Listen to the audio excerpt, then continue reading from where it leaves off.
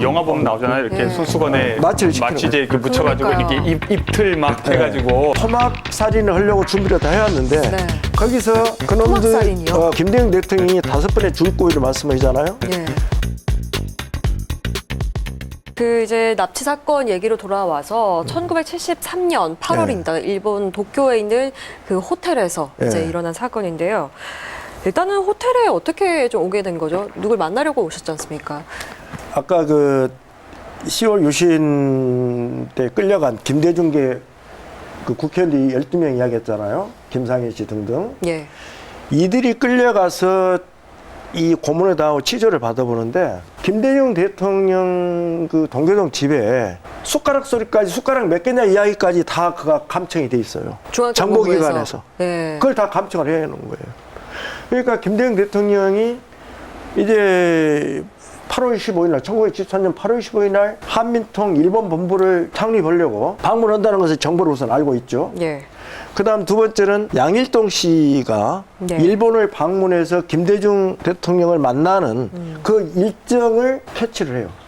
그 그걸 잡습니다. 양일동이라는 분이 그 민주통일당 총재인데 민주통일당 총재죠. 어떤 분이신 거죠? 원래 예. 양일동 씨도 신민당이에요. 예. 예, 신민당인데 유진산 체제하고 갈등을 하다가 예. 통일민주당을 창립을 합니다. 그래가지고 유신 후에 통일민주당에서 국회의원 당선이 딱 하나 되는데 여기 목포의 김경인 의원이에요. 예. 그 김경인 의원은 김대중 대통령과 집안 숙질가인데 아저씨 예. 조카 사이인데 어. 김경인은 통일민주당 국회의원이기 때문에 예. 통일민주당 총재인 양일동이 일본에 가 있을 때 방문을 하는 거죠.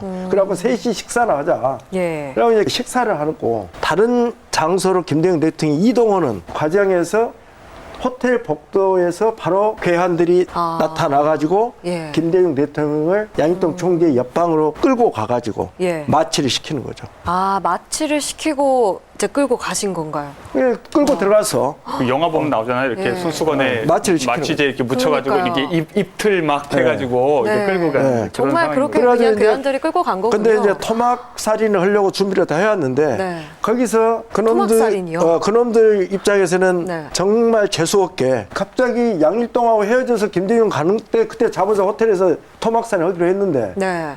김경희가 나타난 거예요. 김경희가 누구냐? 어떤 놈들이냐? 목격자가 등장한 거죠. 그리고 이제 얼른 김광수 비서한테 이야기하고 조할준 비서한테 이야기해서 가동을 하는 거죠. 그 당시에 근데 위협을 많이 받고 있어서 경호도 있었다면서요? 경호는 이제 식사하시라고 아, 자리를 비운 자리를 쯤에. 밑에서 대기하고 있는 거죠. 예. 아. 네. 딱 그 상황을 노리고 그 사이를 이제 다 노리는 거죠. 예.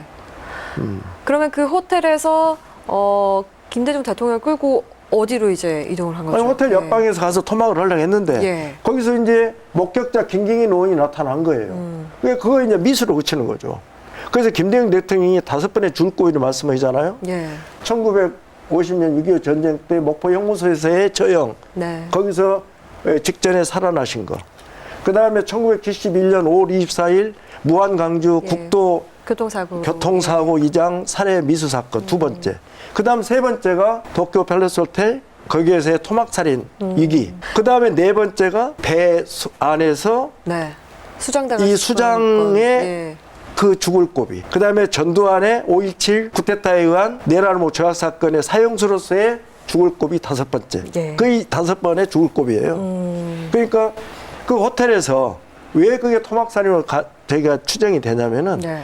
이미 장비를 준비하고 온 거예요. 시체를 토막 내기 위한 거. 그 다음에 피는 그 배수구통으로 흘려보낸다는 거. 예, 그 다음에 배낭을 갖고 온 거. 마취제. 네. 그리고 이걸 갖다가 북의 여러 그 공작원의 소형으로 덮어 씌우기 위한 유류품들. 북한제 담배를 북한제 거기다가 이렇게 담배라든지 이런 놓는다든지. 등등. 예. 이렇게 해서 완벽하게 네. 계획을 짜가지고 들어온 거죠. 근데 이미 미국에서는 김대중 대통령이 미국에서 강연장에 나타날 때만 해도 예. 이 무례배들, 그 폭력배들이 와서 아주 난장판을 만들어요. 미국에서도. 미국에서 뒤엎고. 그러니까 김대중 대통령에 대한 미국 정보기관, 미 국무부, 여기서 철저한 김대중 말하자면은 이 동향을 체크를 합니다. 네. 그렇기 때문에 용구모에서 추장되지 않고 생환하실 수 있었던 것도 미국의 그러한 고도의 정보력이 받쳐준 거죠. 네. 그러니까 미국에서는 이미 조금 김대중 눈치를 대통령, 채고. 그럼요. 예. 그리고 경고를 합니다. 미국 국무부에서. 예. 김대중 대통령에게요. 미국에서 강연하고 다니실 때나 이런 때 예. 현장에 나타나는 그 폭력 무례배들, 그들한테 대사관을 통해서 한국도 외무부를 통해서 절대 그런 짓 하지 마라. 더 이상 못 가지 않겠다. 네. 그 당시에 그 미국의 CIA도 있지 않습니까? 그렇죠. 예. 네. 거기서도 이제 정보력이 있었을 것이고요. 그 제가 자서전에 봤을 때도 그 수장당하기 직전에 그 비행기가 이제 순간 나타나서 어쨌든 그 기도를 하고 계셨는데 이제 살아났다 뭐 이런 얘기를 하시잖아요. 기도에서 그게 그 미국의 개입이 있었기 살아났다기보다는 때문에. 미국의 개입보다도 예. 이미 이제 김대중 대통령에 대한 아까 말씀드렸잖아요. 네. 동향을 주시하고 있는 미국 정부 입장에서 예. 정보력이 좋죠. 그렇죠. 그러니까 김대중 대통령이 납치된 직후에 바로 여기 주한 미 대사 하비브 대사였죠. 예. 하비브 대사가 온갖 정보를 취합해가지고 박정희를 찾아가요. 그리고 그 당시 CIA 한국 지부장으로 부임한 도널드 그레그, 예.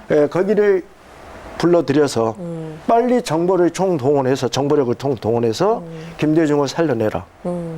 그렇게 해서 이제 일본 정보 채널과 네. 연결을 하고 그리해서 김대중 대통령이 추정하기로는 그 비행기는 일본 국적기로 안다.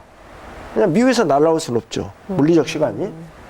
그리고 그런 모든 컨트롤 타워 역할은 미국이 한 것으로 안다. 미국이 살려내서 일본에게 오달해 준 거죠. 그렇죠. 특히 1973년에는요, 미국과 일본은 거의 주종 관계입니다. 지금은 일본이 많이 커가지고 또 여러 가지 국제 환경 정세 변화 속에서 미국이 일본을 굉장히 우선시 해주면서 네. 굉장히 일본 나름대로의 어떤 그 기획력을 가지고 미국을 이끌어가는 것도 있어요. 뭐 인도 태평양 관계라든지 이런 여러 가지 그 동맹 관계 이런 예. 것을 만들어내는 것들은. 근데 그때만 해도 모든 것은 미국이 일본을 주도하고 종속적 관계 속에서 일본이 미국만에 따르는 상태예요. 그러니까 신속하게 일본도 대응해서 예. 김대중을 살려내는 거죠. 예.